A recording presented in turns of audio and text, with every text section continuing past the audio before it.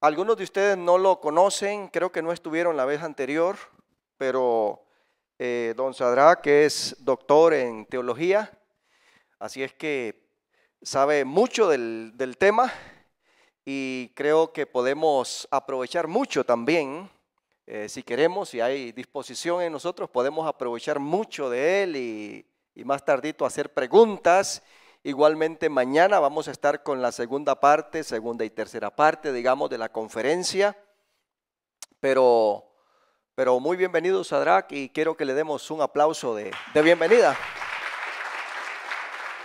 Gracias, gracias. Buenas noches tengan todos. Qué bueno. Qué bueno estar otra vez aquí y agradezco que me hayan vuelto a invitar a venir a compartir un tema con todos ustedes hoy y mañana en la mañana. Entonces, realmente es un privilegio hablar de este tema. Vamos a llamar al tema de hoy y de mañana, el tema general, vamos a llamarlo la predestinación. Esa es la palabra que vamos a usar para el tema. Tal vez alguno de ustedes sabe algo de eso, tal vez otros es por primera vez que oyen la palabra. Entonces vamos a estudiarla. Y en el desarrollo va a ser más o menos lo siguiente. Hoy sábado vamos a desarrollar lo que sería la parte histórica. Es decir, ¿qué es lo que se ha enseñado en el pasado sobre este tema de la predestinación? ¿Quiénes han enseñado algo sobre ese tema y qué han enseñado? ¿Qué posiciones han adoptado a través de la historia? Eso es lo que vamos a hacer esta noche. Mañana, si Dios lo permite, voy a presentar las dos versiones del tema de la predestinación que son, digamos, las que están vigentes o más vigentes el día de hoy. Entonces, mañana en la primera parte voy a compartir una versión de la predestinación y en la segunda parte voy a compartir una segunda versión de la predestinación. Porque sobre este tema, como van a ver ahorita en el desarrollo, sobre este tema, pues los cristianos han pensado cosas diferentes y han enseñado cosas diferentes. Entonces nosotros vamos a tratar de estudiarla de esta manera. Ahora, este tema es viejo, no es un tema nuevo, no ha surgido en el siglo XXI ni en el siglo XX, sino que más bien es un tema bastante antiguo. Es más, se dice que está en la Biblia el tema, lo cual es algo que nosotros vamos a comentar aquí sobre qué tanto está en la Biblia el tema o no. Pues la palabra está en la Biblia, de eso no hay ninguna duda. Lo que pasa es que pues nosotros no hacemos doctrina de todas las palabras que aparecen en la Biblia, solamente de algunas de ellas. Entonces ya veremos qué tanto hay en la Biblia de eso y usted puede hablar también de eso. Pero entonces, hay diversidad de opinión sobre esto. Entonces yo tengo mi opinión también, yo tengo mi interpretación también, yo tengo mi manera de entender este tema. Mi manera de entender este tema lo van a ir viendo ustedes conforme vayamos comentando algunas cosas.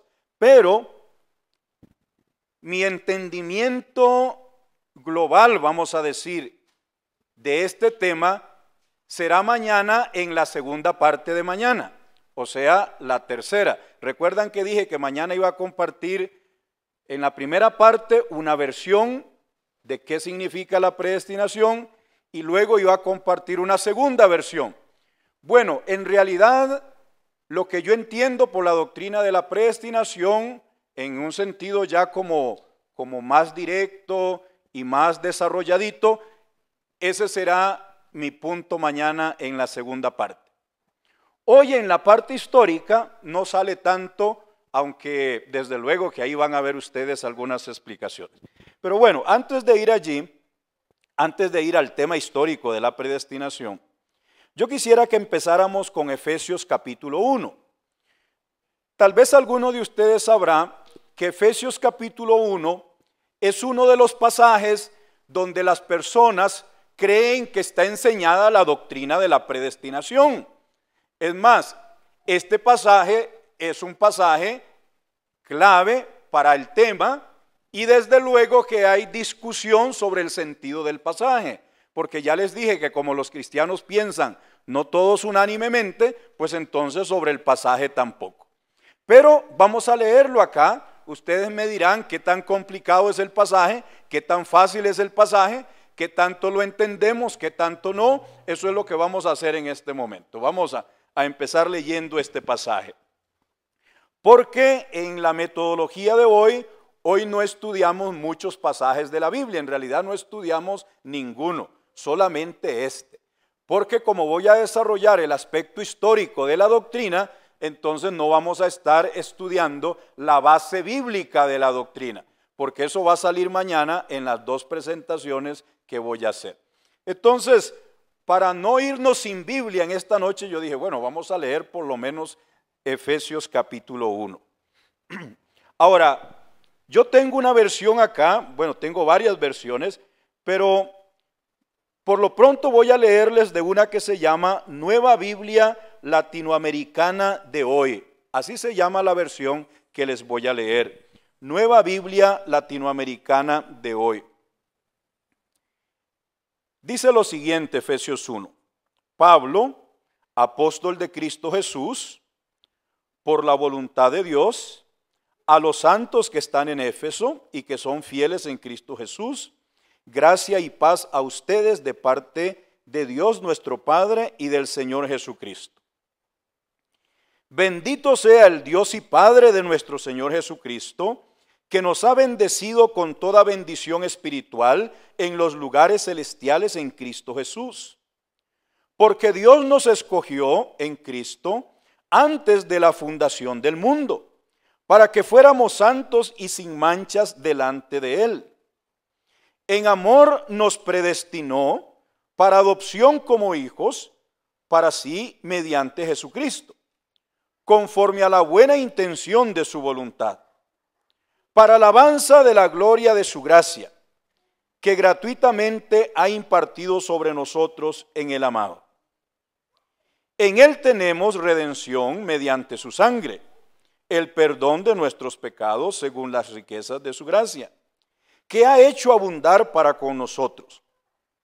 En toda sabiduría y discernimiento nos dio a conocer el misterio de su voluntad, según la buena intención que se propuso en Cristo Jesús, con miras a una buena administración en el cumplimiento de los tiempos, es decir, de reunir todas las cosas en Cristo, tanto las que están en los cielos como las que están en la tierra.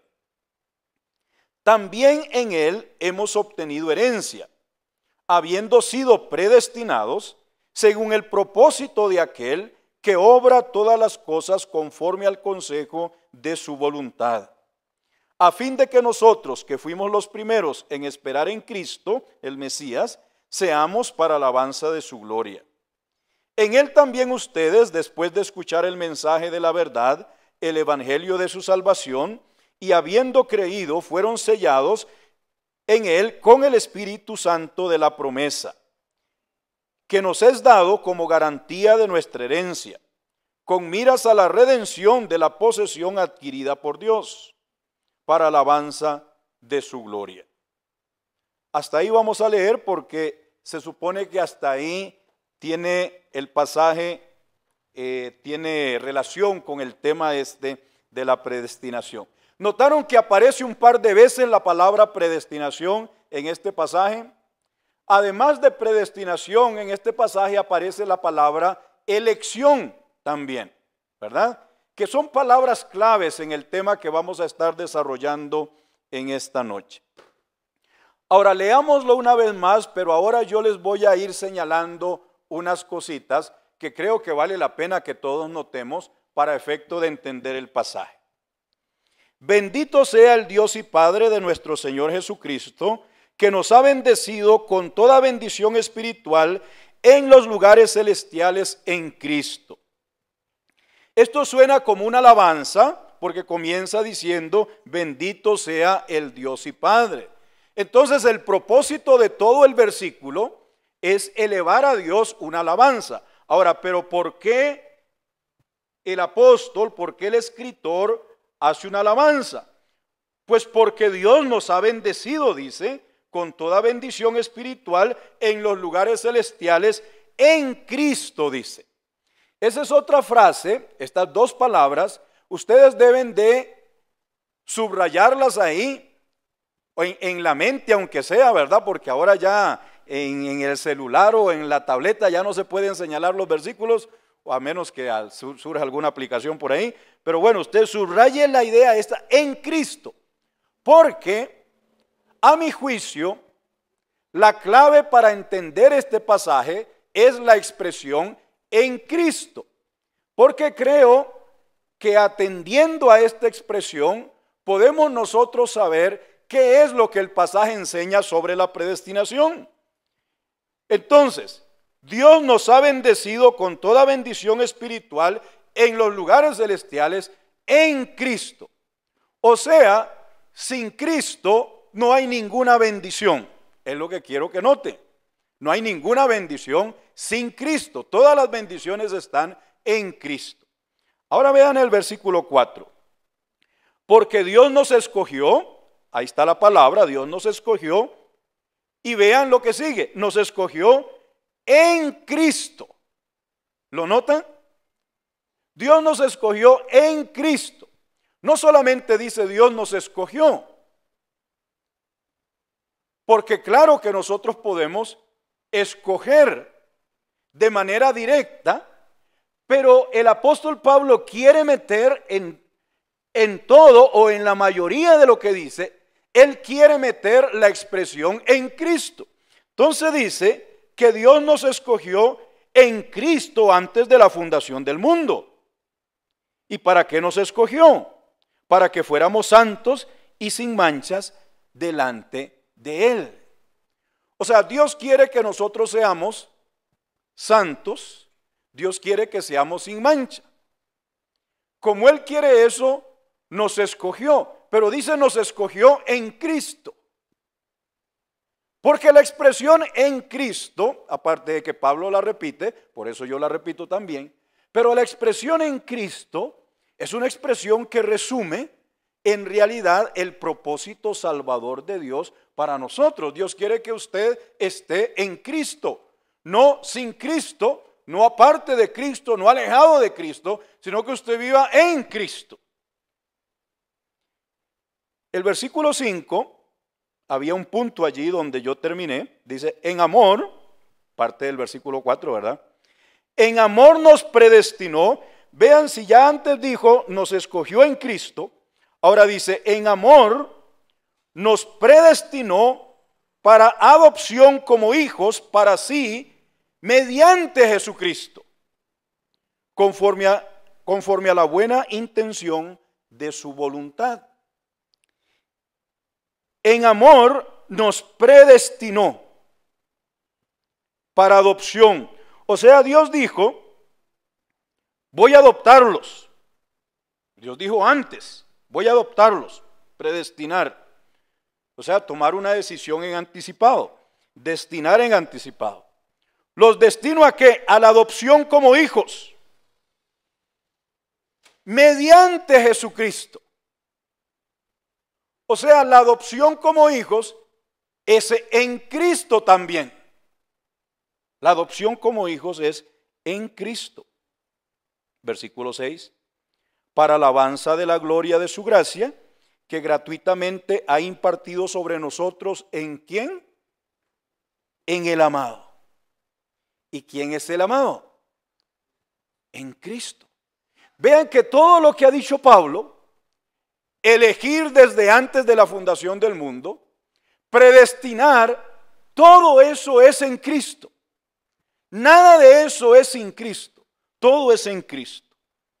Eso es lo que yo quiero que notemos acá. versículo 7, en Él tenemos redención mediante su sangre. ¿Quién es Él? Él es el amado, Él es Cristo. En Cristo, ¿qué tenemos en Cristo? Redención mediante su sangre, el perdón de nuestros pecados según las riquezas de su gracia, que ha hecho abundar para con nosotros. En toda sabiduría y discernimiento nos dio a conocer el misterio de su voluntad, según la buena intención que se propuso en Cristo. O sea que cuando Pablo dice, en toda sabiduría y discernimiento, Dios nos dio a conocer el misterio de su voluntad, o sea, Dios tiene una voluntad y que el ser humano no conocía y por lo tanto la llama misterio. Entonces dice, nos dio a conocer el misterio de su voluntad. ¿Y en qué consistía eso? Según dice la buena intención de Dios, que Dios se propuso en Cristo. O sea que todo lo que Dios se propuso es en Cristo, dice.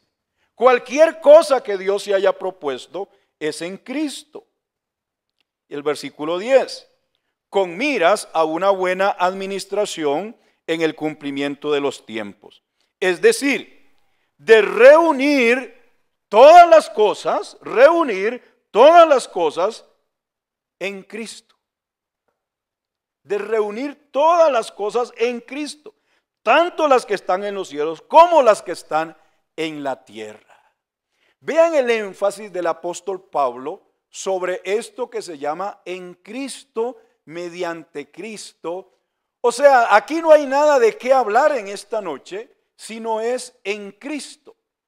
Sin Cristo no hay nada de qué hablar en esta noche. Bueno, nada de qué hablar bíblicamente. Podemos hablar muchas cosas sin Cristo. Versículo 11. El versículo 11 es clave para muchos sobre este tema. Pero ya hemos leído 10 o 7 versículos, porque empezamos en el 3. Ya hemos leído 7 u 8 versículos.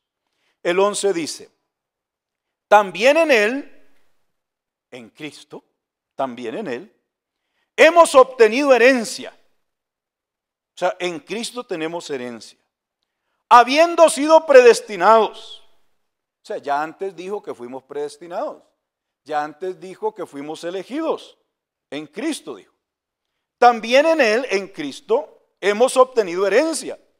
Habiendo sido predestinados según el propósito de aquel, de Dios, Dios es aquel, que obra todas las cosas conforme al consejo de su voluntad.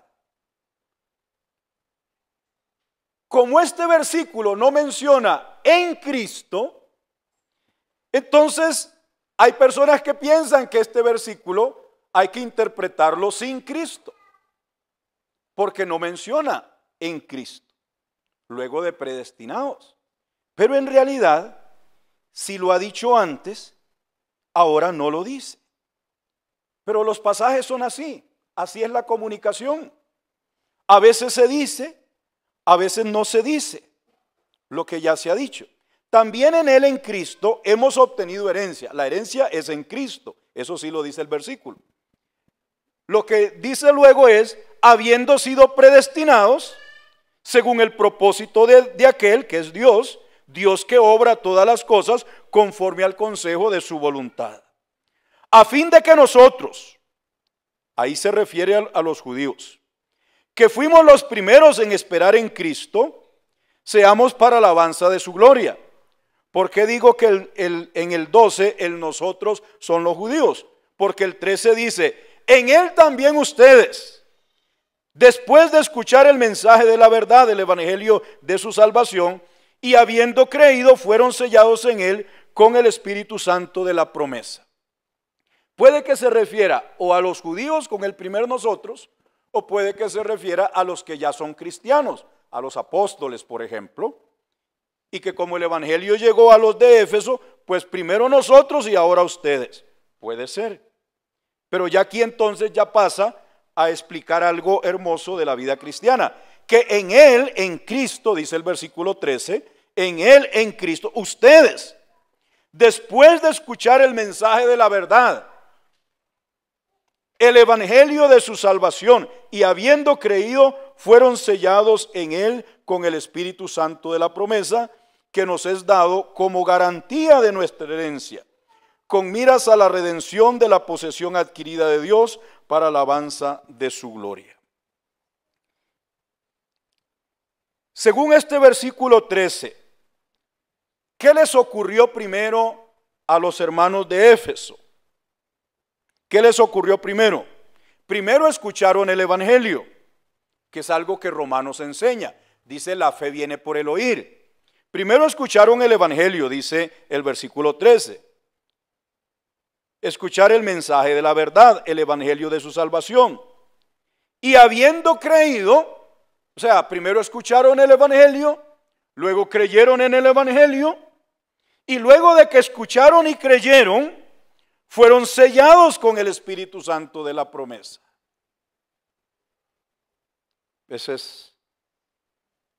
Recalco esto porque conforme vamos a comenzar a hablar lo que se ha enseñado en la historia sobre esa palabra predestinación, a mi juicio anda un poquito lejos de lo que este pasaje dice.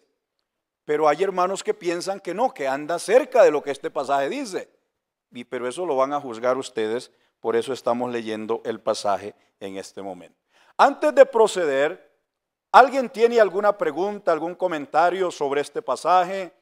Quiero ver si nos estamos comunicando, en fin, para dejar la parte bíblica y luego nos vamos a la histórica. ¿Alguien tiene una pregunta? Puede hacerlo levantando la mano y diciendo la pregunta.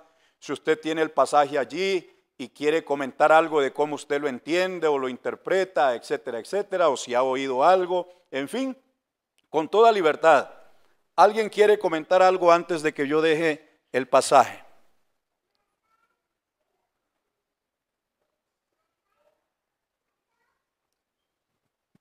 ¿No? ¿No hay preguntas todavía? Bueno.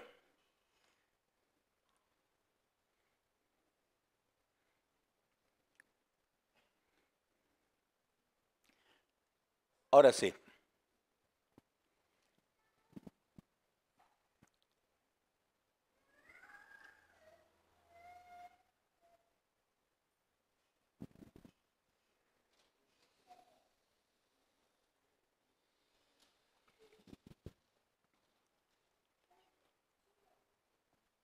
Como desde hace un tiempo ya, a lo que yo me dedico más que todo es a enseñar, entonces, más que decirles algo para que ustedes crean, más bien mucho de lo que uno hace cuando enseña es describir, o sea, es descriptivo, dar algunas ideas ahí y decirle a las personas, bueno, esto es lo que hay. ¿Qué piensa usted? ¿Qué cree usted? Entonces, yo he pensado que para la dinámica de esta noche es importante que trajera este repaso histórico, y mañana también van a ver que voy a usar a este autor, que trajera este repaso histórico de este autor que se llama Millard Erickson. Este es un teólogo evangélico que escribió la última edición de su libro en inglés, es de 1998, o sea, es bastante reciente su última edición. La publicación en español es del 2008. Este autor es bastante usado, bastante difundido en cuanto a su teología sistemática. Este autor tiene una posición sobre el tema de la predestinación, que es la que voy a compartir mañana a primera hora. O sea, no es la mía. Este autor cree diferente a lo que yo creo. Entonces me parece bueno contarles lo que él cuenta y por ahí yo voy a meter algunos comentarios. Pero mucho de esto es más que todo el repaso histórico, lo que vamos a hacer esta noche. Pero no hay ningún repaso histórico que sea neutral. Por eso yo no puedo tampoco contar nada más lo que él dice sin decir algo, porque a uno le provoca siempre decir lo que uno cree cuando es contrario a lo del otro. Entonces también cuando alguien cuenta la historia de la doctrina de la predestinación, como este señor que él cree de cierta manera, entonces cuando él habla de los que no creen como él, pues también su posición influye en algunas cositas que él dice y yo se las voy a señalar a ustedes por allí. Además, como les digo, como él tiene su posición igual que yo, pues entonces eso influye también en cómo uno explica ciertas cosas. Entonces, el libro se está vendiendo por allá en San José, este libro en alguna librería. Yo sé que el seminario de CEPA lo tiene en su librería allí. Cuesta 18,000 colones, nada barato, ¿verdad? Pero es un libro como de 1000 y resto de páginas, ¿verdad? Que usted, si en algún momento se llena de valor y quiere entrarle a un libro así, entonces usted puede conseguirlo. Ahora, el capítulo que vamos a tratar en este momento es el capítulo 44 y él le llama, porque aquí voy literal con lo que él dice. Lo que ustedes van a leer allí siempre va a ser literal de lo que dice Erickson. Lo que no es literal es lo que yo comento, pero lo que está ahí escrito, eso sí, viene exactamente de lo que él tiene escrito en su libro, ¿verdad? Entonces, cuando me vean hacer así con el dedo, ¿verdad? Le das a la otra parte. ¿Por qué hablar de la predestinación? Erickson tiene unos comentarios ahí diciendo, no, si este tema es muy discutido, es enredado, etcétera, etcétera. Pero él mismo da la siguiente respuesta, dice, sin embargo, como la menciona la revelación bíblica, o sea, la palabra predestinación, como la menciona la revelación bíblica, el cristiano no tiene otra opción más que preguntarse qué significa, aunque su significado sea difícil y oscuro. Eso dice Erickson. Ahora,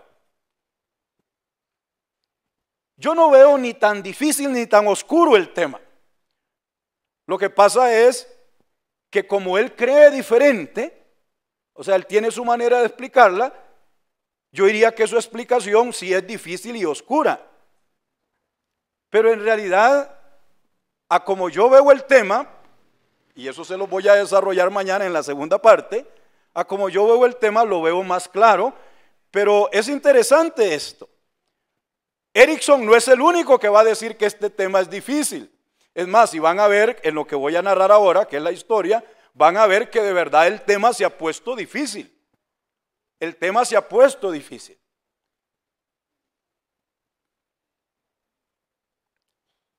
Erickson comienza dando 3 definiciones que quiero compartir. Primero él dice, hay que distinguir la predestinación de la predeterminación. Entonces él empieza con la palabra predeterminación. ¿Qué es eso? Bueno, eso sí no aparece en la Biblia, pero esto ya es parte de la teología, porque la teología inventa sus propias palabras para decir lo que quiere decir. Entonces, él dice, vamos a definir predeterminación. Es la voluntad de Dios, dice, con respecto a todas las cosas que ocurren, ya se trate de la suerte que deba correr un individuo o la caída de una roca. En el modelo de predestinación de Erickson, él cree que Dios predetermina, como dice aquí, él cree que Dios predetermina absolutamente todo lo que ocurre en el universo y en la historia. Por eso da el ejemplo de la suerte de un individuo y la caída de una roca.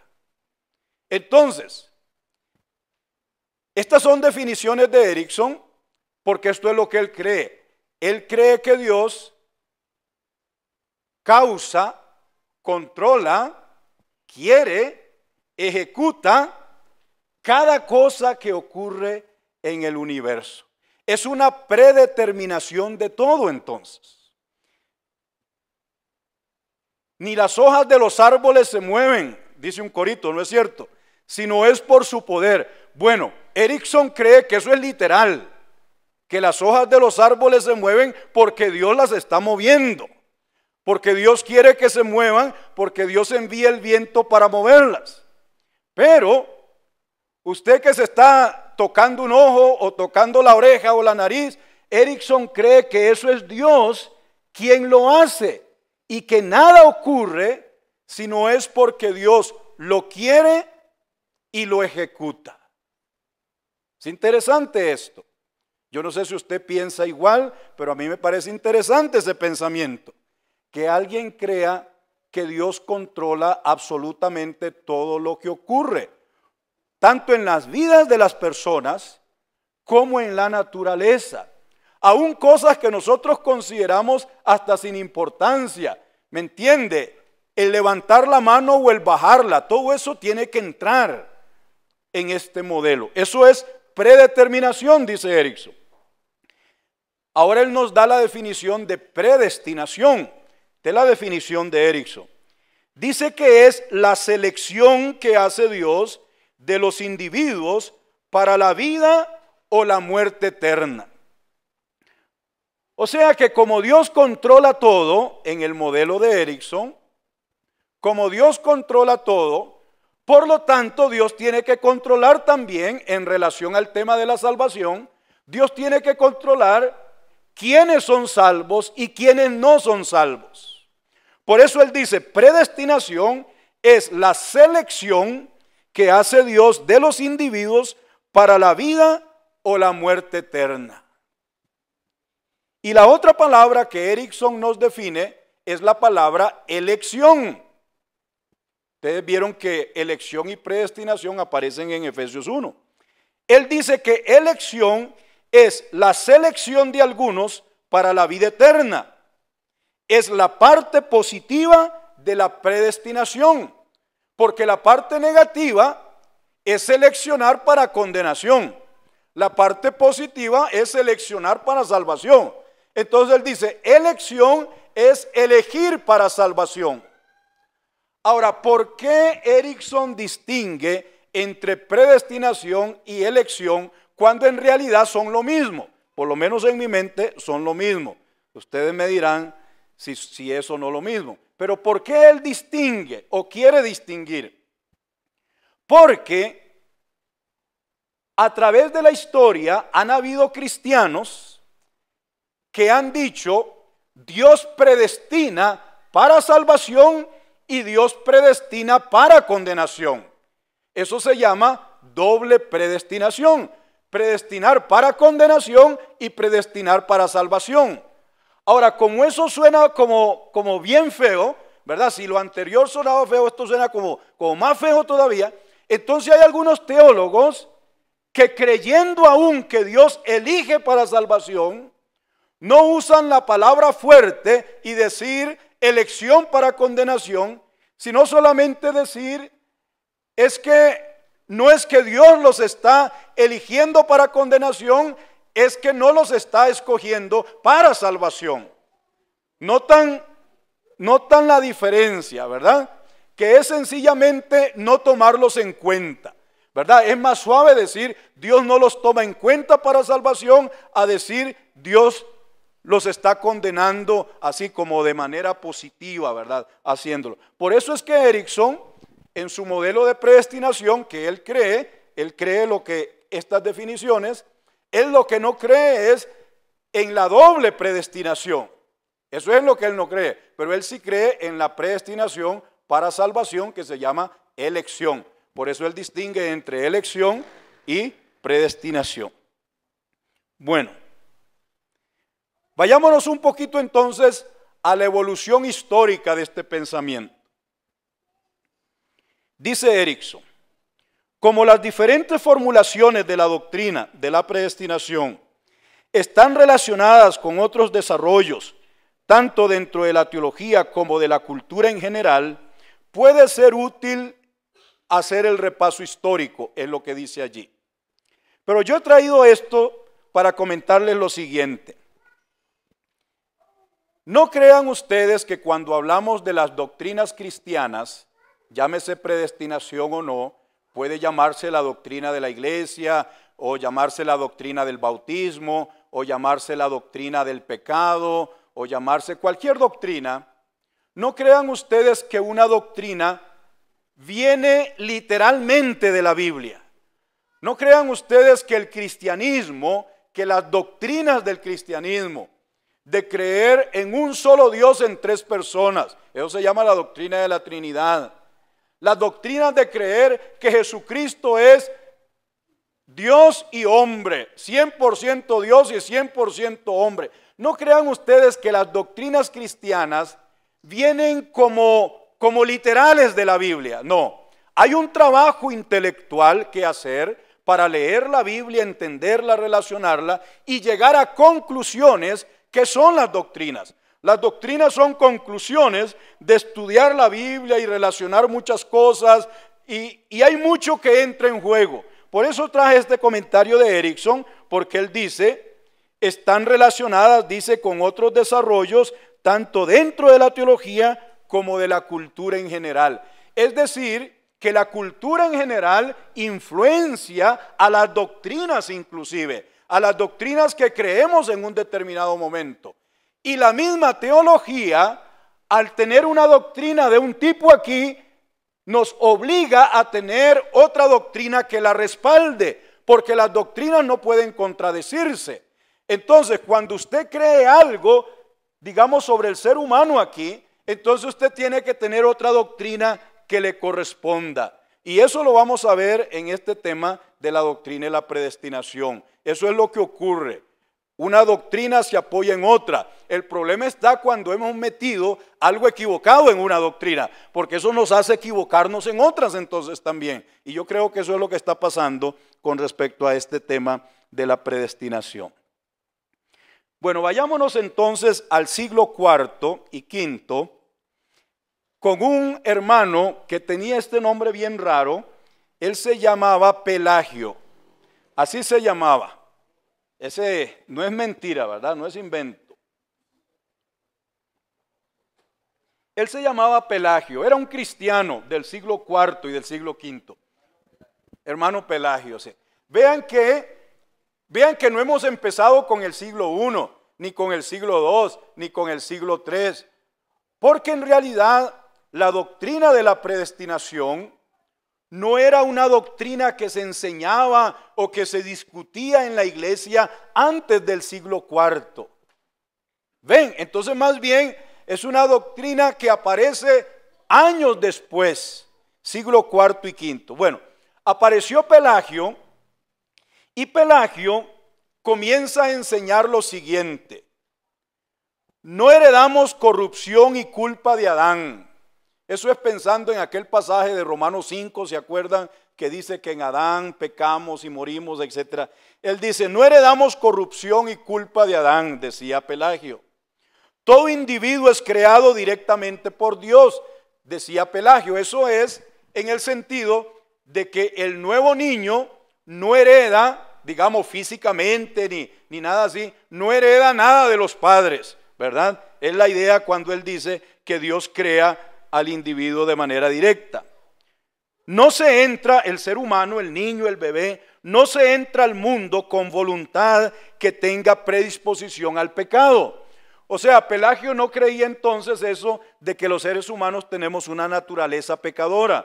No, él no creía eso. Él decía, no, los niños nacen inocentes, nacen santos, no nacen malos. Los niños se hacen malos por el mal ejemplo de los demás, decía Pelagio. Eso era su idea.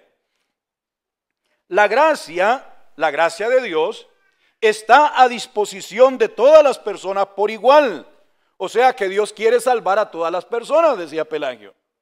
Y Pelagio creía que el cristiano puede vivir sin pecar. O sea que haciendo uso de nuestra voluntad y de nuestra capacidad, de nuestra fe y de nuestro conocimiento de la Biblia, etcétera, etcétera, Pelagio creía que el ser humano podía vivir sin pecar. Entonces Pelagio era un cristiano, primero yo diría que era un cristiano legalista, porque él estaba preocupado por la ética de los hermanos. Él quería que los cristianos vivieran cristianamente. O sea, era un buen cristiano Pelagio, pero tenía estas ideas. El problema de Pelagio es que se encontró con otro cristiano que se llama San Agustín. San Agustín muere en el año 430 después de Cristo. San Agustín vivió en el siglo IV y parte del siglo V entonces. Pelagio se encuentra entonces con San Agustín. Y cuando San Agustín se da cuenta de la enseñanza que anda diseminando Pelagio por allí entre los creyentes, entonces Agustín reacciona en contra de Pelagio. Escribe Erickson, en respuesta a estas posiciones de Pelagio, Agustín elaboró su teoría de la predestinación. En realidad la doctrina de la predestinación, que ahorita vamos a irla definiendo un poquito más, porque lo estamos haciendo a nivel histórico, pero ya Erickson nos dio una primera definición. Entonces, Erickson nos dijo que la predestinación es que Dios elige a las personas para salvación o para condenación eterna. Entonces, eso es lo básico de la predestinación. Entonces, Agustín, en respuesta a Pelagio, en un debate que se metió allí con Pelagio, elaboró su teoría de la predestinación. El creador de la doctrina de la predestinación es San Agustín. Es San Agustín a principios del siglo V. Claro, San Agustín creía desde luego que él estaba expresando correctamente lo que la Biblia dice. Eso lo creía Pelagio, eso lo creía San Agustín, eso lo han creído todos los creyentes. Todos los creyentes creemos que lo que nosotros entendemos de la Biblia es lo correcto de la Biblia. Nadie piensa, estoy entendiéndola mal. No, todos pensamos, la estoy entendiendo bien. Esa es la realidad. Entonces, si usted lo ponen a enseñar alguna clase o algo así, lo que usted enseña es lo que usted cree que está entendiendo correctamente. O sea que en general la mayoría de los cristianos tenemos buenas intenciones. O sea, queremos leer la Biblia, entenderla y enseñarla. Pero tener buenas intenciones no basta, desde luego, ¿verdad? Creo que alguien dijo que el camino al infierno está lleno de buenas intenciones. Bueno, puede ser. Porque no basta tener buenas intenciones, hay que hacer bien el trabajito de leer la Biblia y entenderla, ¿verdad? Entonces San Agustín elabora la doctrina.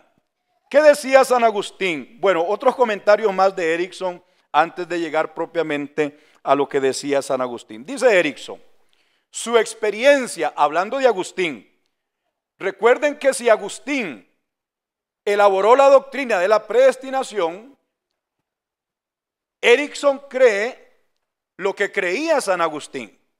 Ese es el tema. Erickson cree lo que San Agustín creía.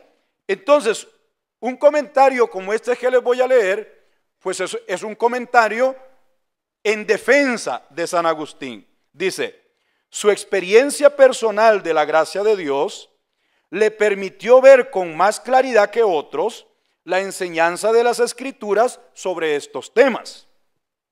No debemos pensar que su experiencia determinó lo que encontró en las Escrituras. Más bien, su experiencia le sensibilizó, le permitió identificarse con lo que encontró allí y así entenderlo mejor. Ven que es un comentario positivo sobre San Agustín, diciendo que lo que San Agustín enseñó sobre esto es algo que él entendió por su experiencia, etcétera, etcétera. Pero déjenme decirles algo, porque yo soy ahora profesor, ya les dije, y yo me he dado cuenta que ese tema de profesor se le mete a uno bastante.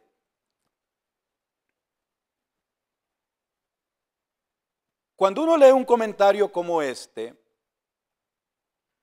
que dice que la experiencia de la gracia, o sea, la experiencia cristiana de San Agustín, le ayudó a entender las Escrituras y a entender este tema mejor que otros, en realidad, hermanos, todos los cristianos hemos experimentado la gracia de Dios. No hay un cristiano que haya experimentado más gracia de Dios o menos gracia. Cada quien tiene su caminar como persona y en algún momento la gracia de Dios lo alcanza. Pero el cristiano precisamente llega a ser cristiano por cuanto tiene una experiencia de la gracia y del amor de Dios. Lo que quiero decir entonces es que no hay que creer todo lo que uno lee ni todo lo que uno oye. Es más, digo, el tema de profesor es que yo trato de pensar y de enseñar a pensar a las personas. Si alguien nos dice, su experiencia personal de la gracia de Dios le permitió, que yo sepa, amados hermanos, todos aquí tenemos la experiencia de la gracia de Dios. Y ella debe permitirnos entonces entender la gracia de Dios y los pasajes de la Biblia que hablan de la gracia de Dios o lo que sea. Ahora, ¿qué experiencia privilegiada habría tenido San Agustín como para que Erickson diga esto? ¿Qué experiencia sublime o privilegiada o especial o única tendría San Agustín para que Erickson diga esto? Ninguna, amados hermanos, ninguna. Es sencillamente que los seres humanos, al tratar de comunicar, al tratar de defender una posición, en fin, no somos perfectos. Y es igual en lo que yo hablo aquí, porque yo no estoy solamente criticando a Erickson. Sencillamente es que debemos aprender nosotros como cristianos, como parte del crecimiento y la madurez, es que no hay nadie que hable perfectamente sobre un tema, que no hay nadie que pueda desarrollar la Biblia infaliblemente. No, esa doctrina es católica. Es católica la doctrina que dice que un ser humano que se llama el Papa puede hablar infaliblemente. Pero esa no es la doctrina del cristiano evangélico. La doctrina del cristiano evangélico es que todos nosotros como hijos de Dios, juntos inclusive, no individualmente, juntos debemos tratar de llegar a la verdad. Bueno, eso es un detalle ahí sobre ese comentario. Sigamos viendo de San Agustín. Decía San Agustín, como resultado del pecado de Adán, ¿se acuerdan lo que andaba diciendo Pelagio? Entonces viene San Agustín y lo contradice. Como resultado del pecado de Adán, sin la ayuda divina, decía San Agustín, no somos capaces de escoger y hacer el bien. Sin la ayuda divina, no somos capaces de escoger y hacer el bien. Bueno, es una afirmación general, pero San Agustín seguía diciendo, esto no quiere decir que el libre albedrío en general se haya perdido, sino que ahora utilizamos esa libertad invariablemente de maneras contrarias a la intención que Dios tenía para nosotros. Libre albedrío es una frase que viene de antes, relacionada con el latín, que quiere decir tener libertad, tener una voluntad libre. O sea que usted puede decidir libremente. Eso es lo que significa libre albedrío. Libre albedrío es que usted vino a esta reunión porque usted decidió venir. Ahora, tal vez ni lo pensó mucho, o sea que usted actuó no tan consciente al venir aquí, tal vez por costumbre, porque usted ya viene, ¿verdad? Pero aún así, si nos ponemos a pensar, la mayoría de nosotros, porque supongo que aquí habrá alguno que alguien lo trajo, un poquito más a la fuerza que a otros, pero la mayoría de nosotros, si nos ponemos a pensar, yo creo que concluiríamos que nosotros decidimos venir aquí. Y que si no queríamos venir, o sea que si hubiéramos querido tomar otra decisión y no venir, lo hubiéramos hecho. La mayoría tal vez pensamos que nadie nos obligó y que yo decidí venir. Ese es el tipo de experiencia que tenemos los seres humanos sobre la libertad. A mí el hermano Cristóbal me dijo, queremos invitarte otra vez para que vengas a compartir un tema. Yo le dije, sí, está bien. Yo no creo que él me obligó, nadie me mandó, tal vez Dios me mandó, no sé, pero bueno, pero me entienden, esa es la experiencia de nosotros. Nosotros decidimos cosas, ese es el fenómeno de cómo nosotros pensamos en nuestro interior, nuestra mente, etcétera, etcétera. Entonces dice, esto no quiere decir, dice San Agustín presentado por Erickson, esto no quiere decir que el libre albedrío en general se haya perdido. O sea, parece que San Agustín quiere afirmar que las personas toman decisiones libres. Pero vean cómo él explica el libre albedrío, dice. Sino que ahora, los seres humanos ahora, después de Adán se refiere, después del pecado de Adán, ahora utilizamos esa libertad invariablemente. O sea, solamente en realidad utilizamos la libertad solamente de maneras contrarias a la intención que Dios tenía para nosotros. La idea de San Agustín es que todo lo que el ser humano decide es malo a los ojos de Dios. Esa es la idea de San Agustín. Que el ser humano no puede decidir algo bueno. Esa es la idea de San Agustín. Y aquí la sigue diciendo. San Agustín enseñaba que estábamos presentes en Adán y que pecamos en él y con él. Así interpretaba San Agustín Romanos 5, 12 al 21. Que toda la humanidad estaba en Adán cuando Adán desobedeció a Dios en el huerto del Edén. Pecamos en él y con él. O sea que somos culpables del pecado de Adán.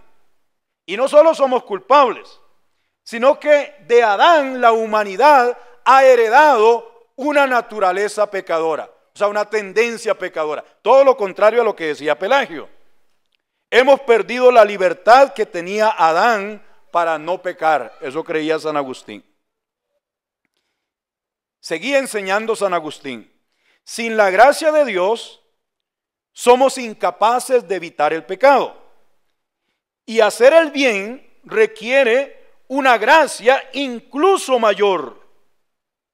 Esto no quiere decir que los humanos no sean libres.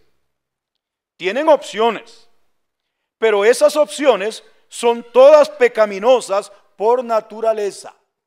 ¿Ven lo que les dije? Es libertad pero para pecar, no libertad para hacer el bien. Tienen opciones, pero esas opciones son todas pecaminosas por naturaleza. Los humanos son libres para escoger, pero meramente entre un pecado u otro. Eso es lo que San Agustín creía de los seres humanos y del libre albedrío. Entonces él dice, no, yo sí creo en el libre albedrío. Porque en realidad la definición de Erickson, no la de predestinación, sino la de predeterminación, ¿se acuerdan? Predeterminación. Decía que Dios controla todo, hasta la roca que cae y todos los individuos. Pareciera, no es así, pero pareciera, pues como que Erickson está diciendo que el ser humano no tiene libre albedrío. Ahora no, Erickson no dice eso, él va a decir, yo también creo en el libre albedrío. Como San Agustín está diciendo, yo también creo en el libre albedrío. Pero ¿qué libre albedrío es este? Es el libre albedrío para hacer lo malo nada más, y que el ser humano solo puede escoger entre un pecado u otro. O sea, que a los ojos de Dios, este es el punto, que a los ojos de Dios, no a los ojos de los hombres, que a los ojos de Dios, todo lo que el ser humano hace, sin Cristo desde luego, es pecado. Eso es lo que está queriendo decir San Agustín. Y sigue diciendo San Agustín. La gracia de Dios, ya cuando venimos a hablar de salvación, ya cuando venimos a hablar de cristianismo, la gracia de Dios restablece la libertad completa. Nos devuelve la opción de no pecar y hacer el bien.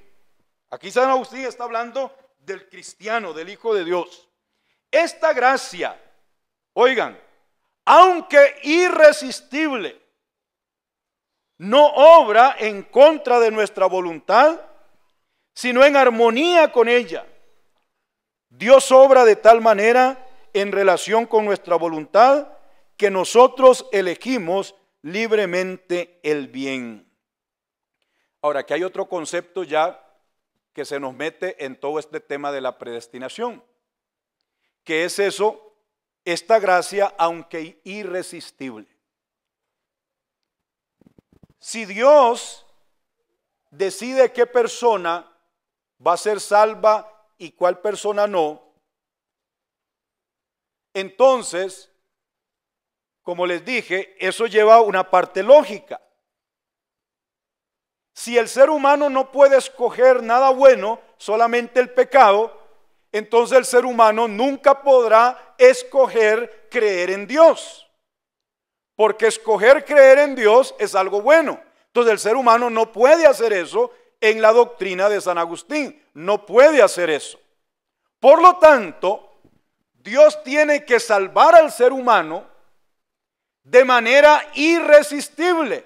Es decir, no es el ser humano escogiendo creer en Dios, sino que es Dios con su gracia, o sea, con su poder, transformando el corazón del ser humano para que ese corazón que solo escoge lo malo, para que ese corazón ahora escoja lo bueno. Pero para que escoja lo bueno, Dios tiene que transformarlo primero.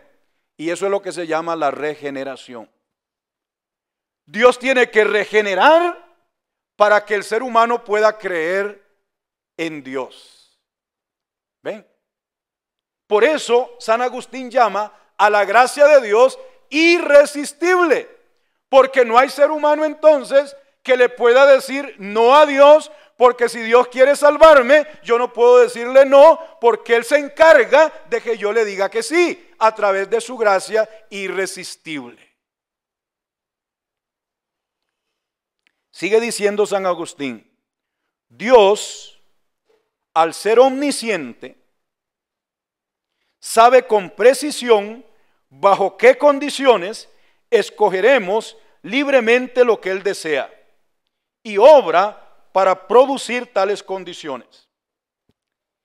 Sin esta obra especial de Dios, no podemos escoger o hacer el bien. Aunque siempre tenemos libre albedrío, somos libres para escoger y hacer el bien solo cuando Dios nos conceda esa libertad.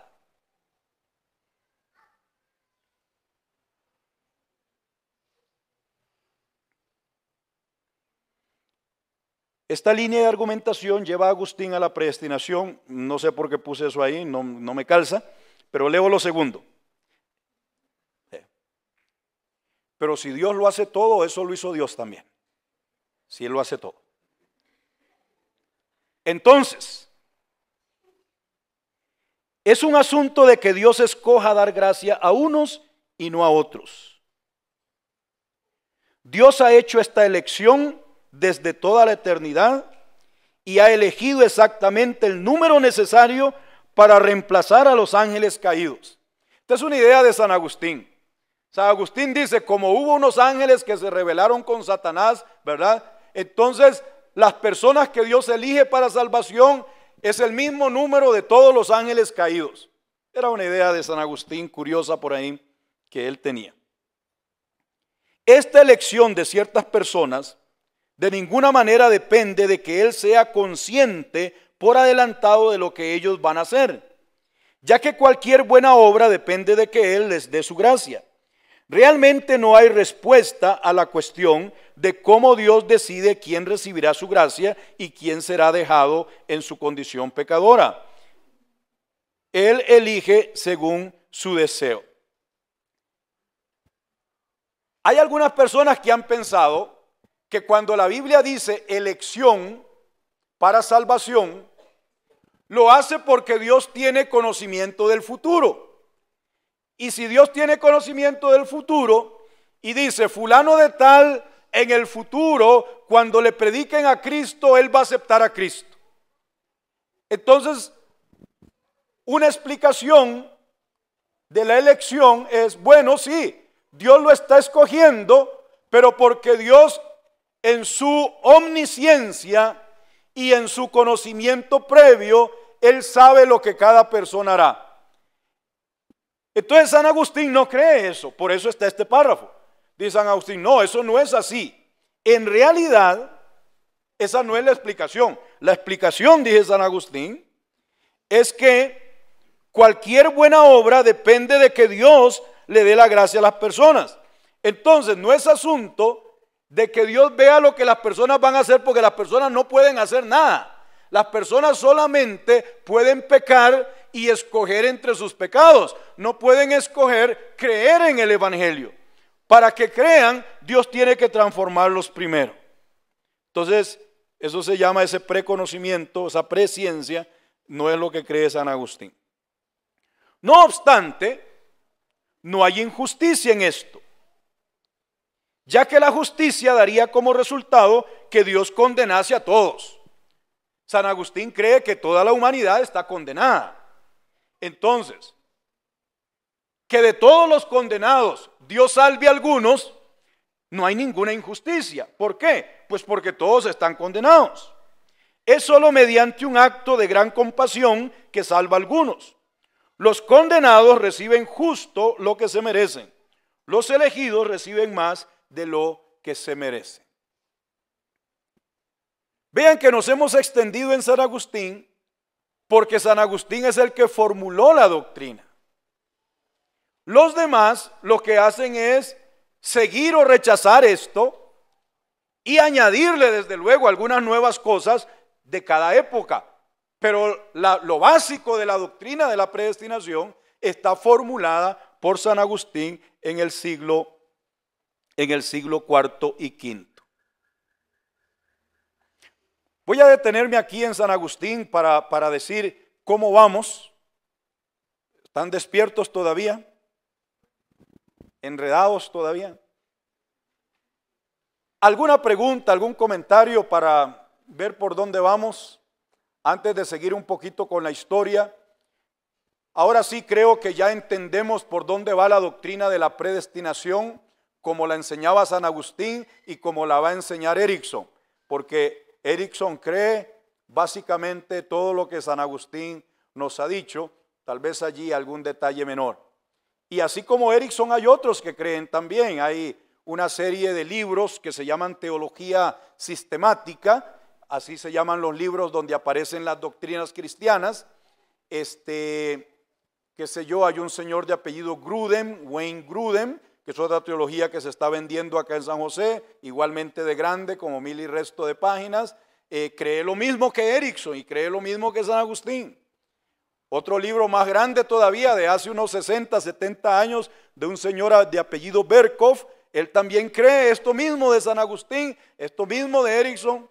O sea, no crean que esto es anecdótico. No, esto es una corriente en el cristianismo y en la historia del cristianismo bastante fuerte. Yo no diría que hoy en día tal vez es como la más fuerte, pero sí históricamente lo ha sido bastante.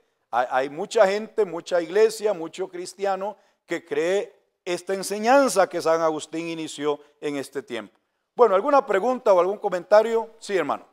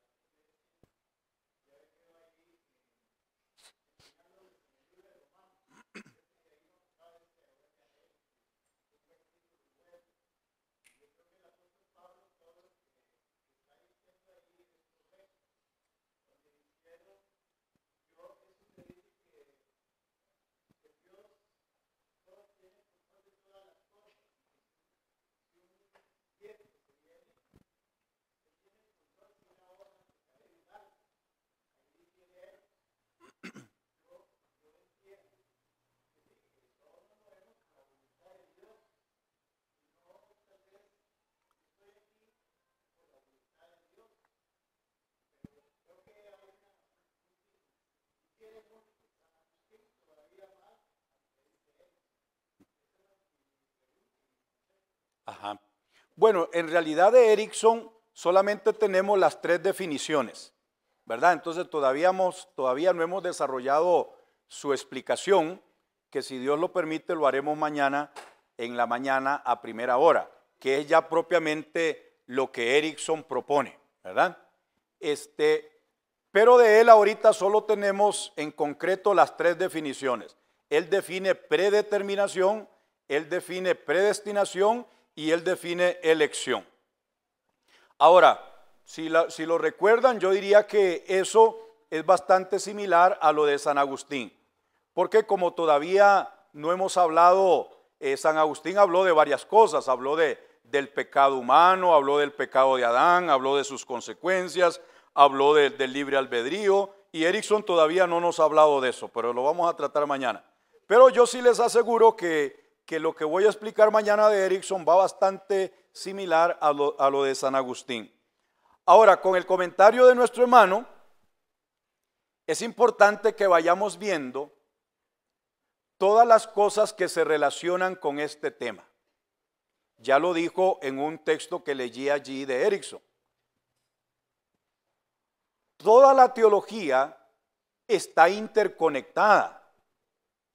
No se puede hablar de algo con autoridad o de manera concreta y definitiva sin tomar en cuenta otros aspectos. Si yo defino el pecado de la humanidad, si yo defino la condición humana como que el ser humano ni siquiera puede creer en el mensaje del evangelio, digamos, que se les predique, si yo defino que el ser humano no es capaz de creer, a menos que Dios de manera milagrosa, que esa es la idea de la gracia, cuando nosotros decimos gracia, estamos hablando de una intervención milagrosa de Dios. Eso es lo que significa gracia. O sea que una cosa es como el orden natural en el cual nosotros vivimos y otra cosa es que el Espíritu Santo venga sobre nosotros en esta noche y haga algo en nosotros. Eso es sobrenatural y eso es lo que se llama gracia. Entonces, vean cómo se relacionan estas cosas. Si yo defino que la humanidad sin Cristo no puede creer en el evangelio cuando se les predica, a menos que el Espíritu Santo venga a regenerar el corazón, pues por lo tanto yo tendré que tener en mi doctrina de la salvación algo que diga,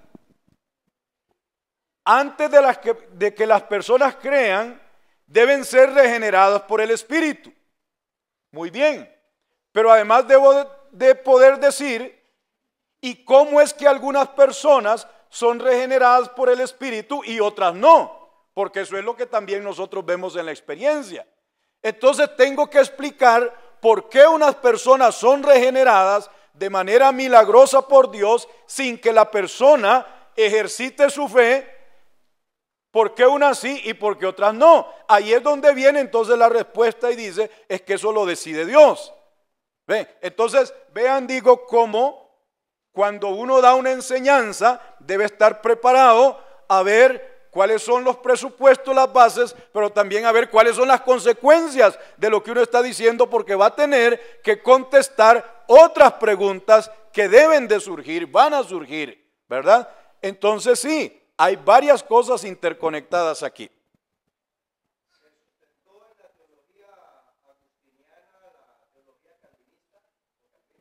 Sí, él viene acá en el camino de nuestro repaso histórico. Ahí viene Calvino. Sí, hermano.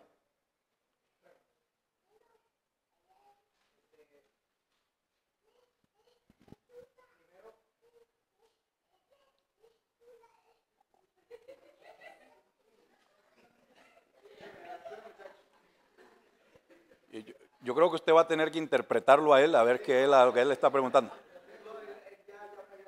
Ya. Desarrolle.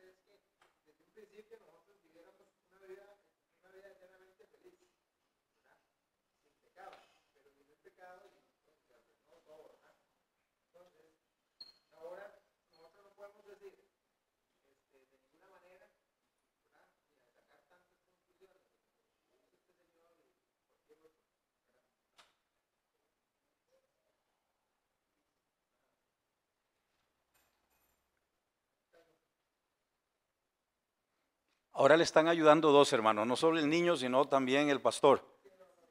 Pero yo, hermano, a mí me parece que lo que usted está diciendo lo podemos integrar mañana cuando desarrollamos dos propuestas de la doctrina de la predestinación, donde también usamos base bíblica para explicar los varios aspectos de ella, porque usted también me ha hablado de varios aspectos allí.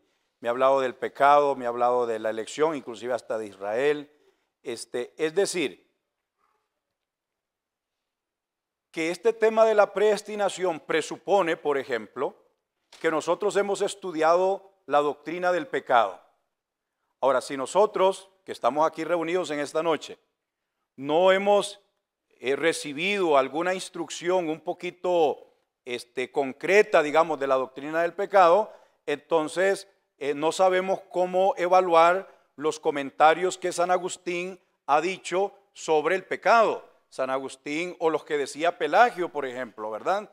Pelagio decía, no, el pecado de Adán no tiene nada que ver con nosotros. San Agustín dice, sí, el pecado de Adán tiene que ver con nosotros. Entonces necesitamos ponernos de acuerdo para empezar qué lugar ocupa Adán, su pecado, su castigo, con respecto al resto de la humanidad. ¿Ve? Y eso es necesario hacerlo para seguir hablando de la predestinación. Esperamos hacer algo de eso mañana. Ahorita estoy en el repaso histórico de la doctrina, de lo que enseñó San Agustín, y voy a mencionar lo que enseñaron otros. Igualmente, sobre cómo la doctrina de la predestinación tiene que ver con la salvación, es decir, quiénes se salvan, quiénes no, pues también se supone que nosotros sabemos un poquito de qué es la salvación. ¿Ve? Porque entonces necesitamos explicar cómo es que una persona recibe la salvación. ¿Cómo es que bíblicamente una persona recibe la salvación? ¿Cómo es que yo llego a ser cristiano o usted llega a ser cristiano? ¿Cómo es que usted permanece en la vida cristiana? Estos temas hay que estudiarlos para poder llegar a concluir algo sobre la doctrina y la predestinación. Haremos algo de eso mañana si Dios lo permite. Una última participación y luego trato de resumir un poquito los otros personajes de la historia. No, yo por eso dije, mañana temprano presento la doctrina desarrollada por Erickson y luego en la segunda parte les doy lo que yo entiendo de la doctrina.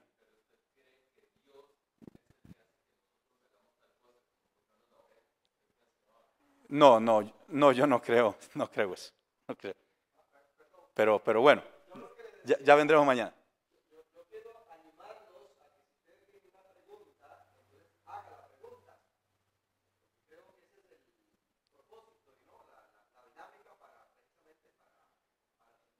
Sí, vamos. Hubo un sínodo que se llama de Orange en el año 529 y no crean que me voy saltando en la historia, no.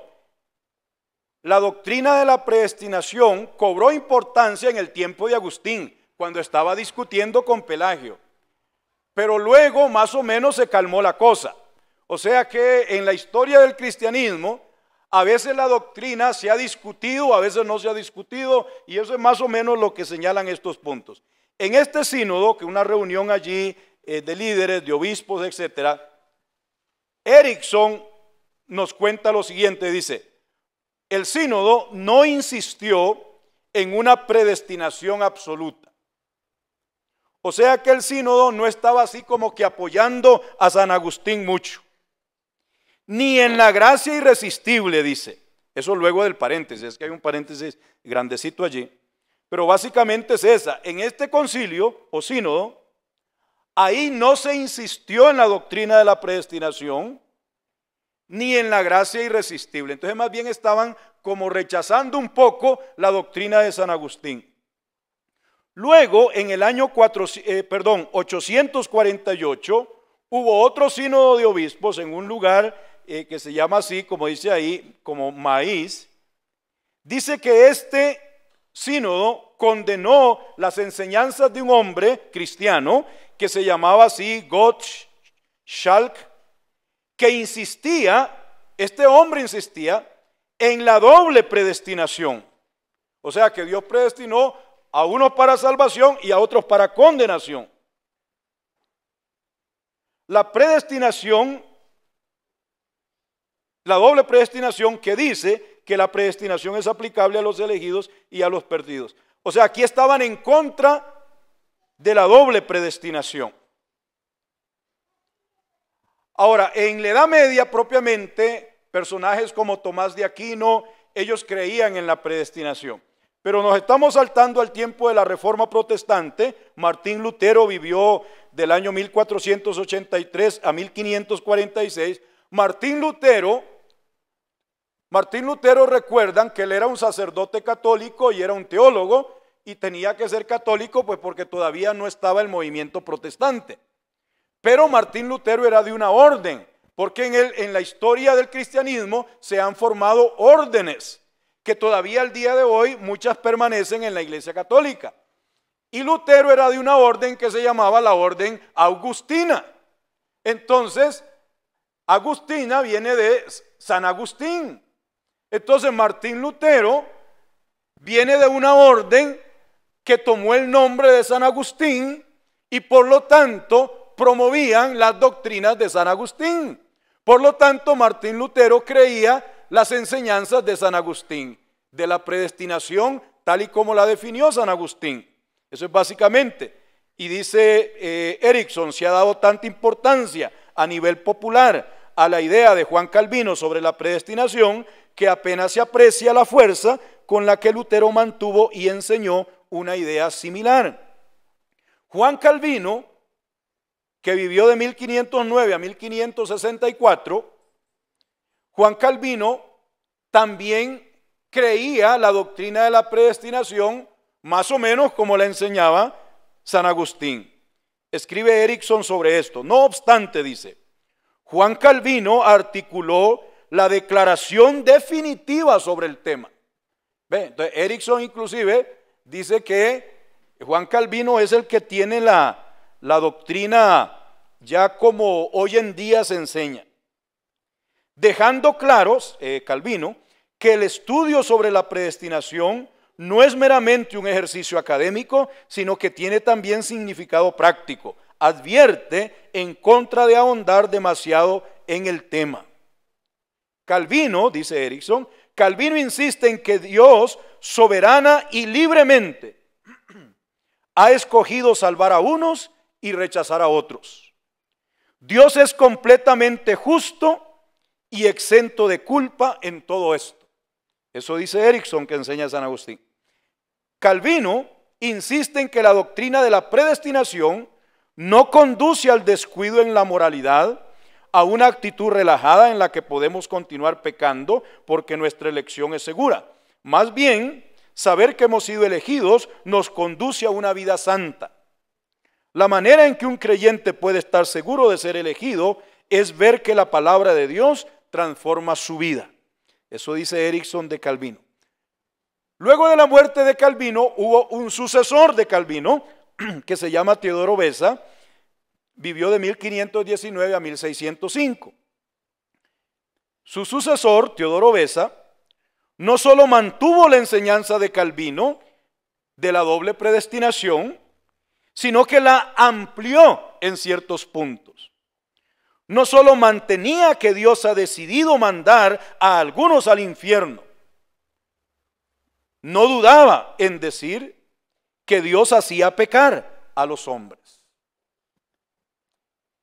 El problema que está aquí con todo esto es cómo relacionar el gobierno de Dios con los seres humanos. ¿Qué hace Dios y qué hacemos nosotros? El problema es que si Dios hace todo, ¿cómo explicamos lo malo que hacemos? O lo hacemos nosotros o lo hace Dios. Y la lógica, por lo menos en este señor Beza, la lógica es que entonces hay que adjudicarle a Dios no solo el pecado nuestro, sino el origen mismo del mal. Ese es el problema. Ahora, este es Beza quien decía eso. Calvino no lo decía y que sepamos San Agustín tampoco, pero él está llegando a esa conclusión. Decía este señor Teodoro Beza, creía que el decreto de salvar a unos y condenar a otros es lógicamente anterior a la decisión de crear. Recuerdan que Efesios habla elegidos antes de la fundación del mundo. Creía que el decreto de salvar a unos y condenar a otros es lógicamente anterior a la decisión de crear. La conclusión es que Dios crea a algunas personas para condenarlas. Esa es la conclusión de Beza. Esta creencia, que recibe un nombre extraño ahí, si quieren aprender una palabra nueva en esta noche, supralapsarianismo, esta creencia con el tiempo llegó a ser considerada como la posición oficial del calvinismo. Ese era Teodoro Beza. Pero aquí vienen ya unas contrapartes. Jacobo Arminio vivió de 1560 a 1609. Arminio era un popular pastor de Ámsterdam. Todo esto lo cuenta Erickson, ¿verdad? Que había sido alumno de Beza. Como resultado de sus estudios de la Biblia y de la historia de la iglesia, había llegado a tener menos clara la idea de la doble predestinación y en particular el supralapsarianismo de Beza. Instalado como profesor de teología en la Universidad de Leiden, fue acusado de ser semipelagiano e incluso católico. Ahora, semipelagiano, pelagiano es de Pelagio, y semi quiere decir medio pelagiano, ¿verdad?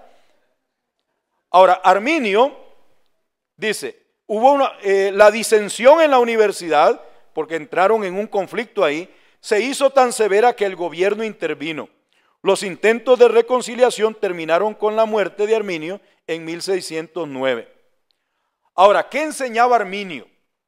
Dice, las ideas de Arminio son bastante claras y se pueden resumir fácilmente. ¿Qué enseñaba Arminio? Decía, el primer decreto absoluto de Dios sobre la salvación no fue asignar ciertos individuos a la vida eterna y otros a la condenación, sino la elección de su Hijo Jesucristo como el Salvador de la raza humana. O sea que lo primero que Dios decidió fue la salvación a través de Cristo.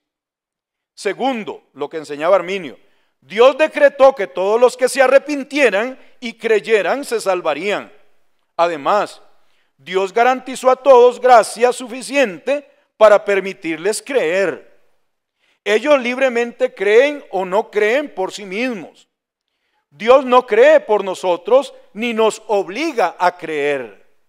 Finalmente, Dios predestina a los que sabe previamente que creerán. Más o menos eso es lo que enseñaba Arminio. Juan Wesley, y ya vamos a terminar con Juan Wesley.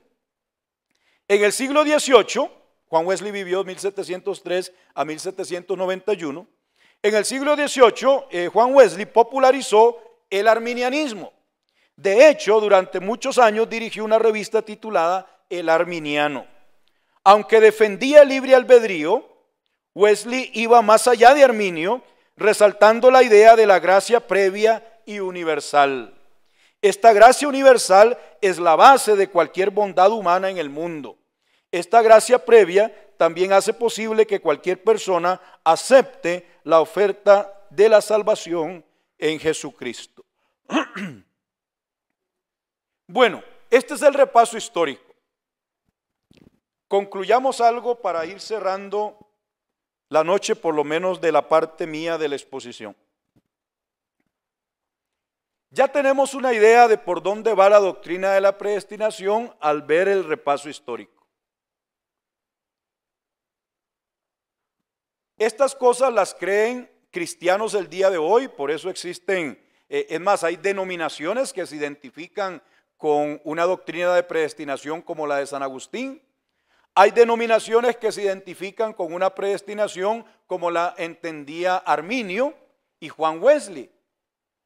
Por ejemplo, bueno, Juan Wesley fue el fundador de los metodistas. De los metodistas han surgido varias denominaciones, entre ellas los nazarenos. Entonces, desde luego, una denominación como los metodistas, una denominación como los nazarenos, ellos desde luego no creen la predestinación como San Agustín le enseñaba. Ellos van a creer el tema de la predestinación como Arminio la enseñaba y como Juan Wesley la enseñaba, que es muy diferente. La Iglesia Católica, por ejemplo, que la Iglesia Católica tiene prácticamente todas las doctrinas que tiene la Iglesia Protestante, lo que pasa es que ellos tienen otras propias allí también, adicionales, etcétera, pero la Iglesia Católica igualmente la doctrina de la Trinidad, la doctrina de la salvación en Cristo y cosas así, la Biblia, o sea, hay mucho en común. Menciono la Iglesia Católica pues porque la Iglesia Católica en su mayoría no va con la doctrina de la predestinación como es enseñada por San Agustín o por Tomás de Aquino. No, en la Iglesia Católica también hay un movimiento que es como agustino, pero la mayoría no cree de esta manera.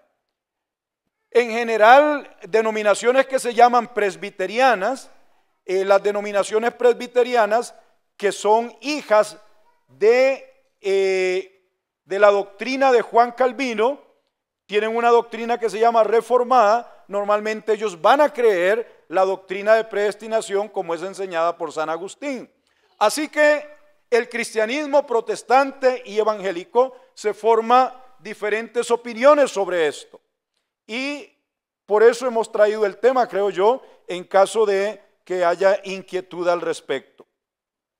Si Dios lo permite, mañana vamos entonces a explicar la doctrina en sus diferentes partes, porque el repaso histórico no nos ha dado toda la luz para saber cuáles son los elementos que hay que tomar en cuenta para enseñar la doctrina. Pero mañana lo haremos con el ejemplo de Erickson y posteriormente pues con lo que yo creo que nosotros deberíamos de pensar desde el punto de vista de la Biblia.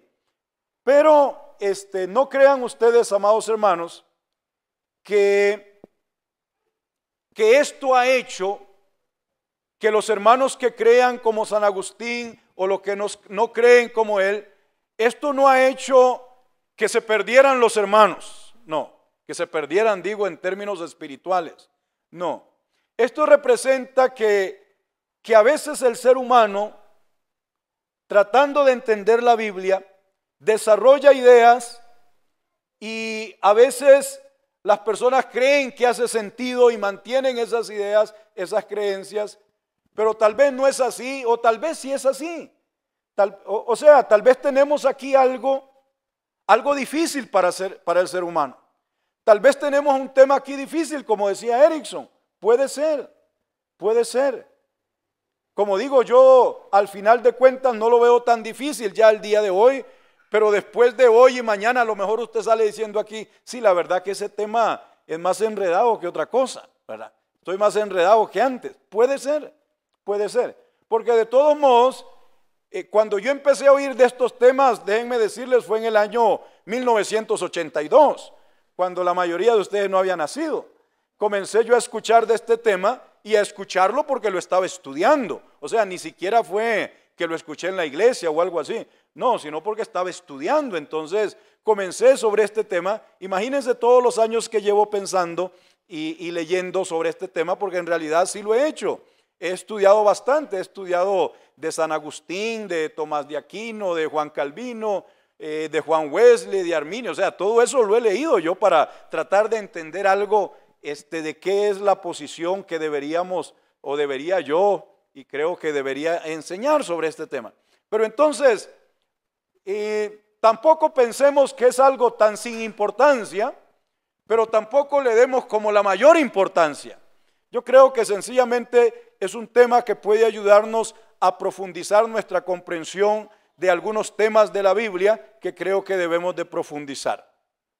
Bueno, esto es un inicio nada más. No sé si tenemos, yo creo que tenemos tal vez un tiempito todavía, si hay preguntas que quieran hacer en este momento. De mi parte propongo 7 minutos de si alguno tiene una inquietud o una pregunta. Pero yo no tengo problema de tiempo, lo digo por ustedes. ¿Algún comentario, alguna inquietud que haya surgido?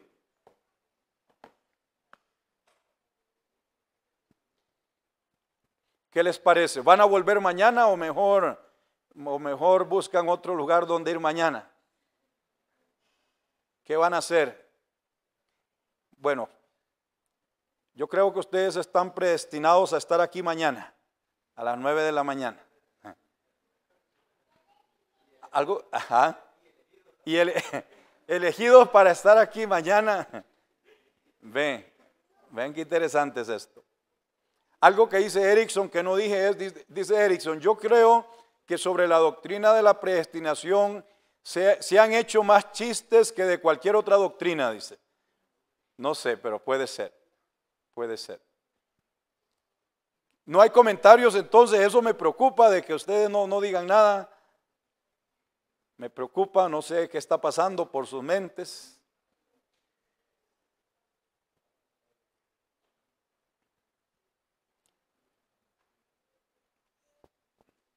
Bueno, si no, entonces yo por mi parte, Cristóbal, estoy terminando entonces. Y vuelvan mañana para tratar de, si hoy estuvo confuso, yo creo que mañana aclaramos un poquito. Espero.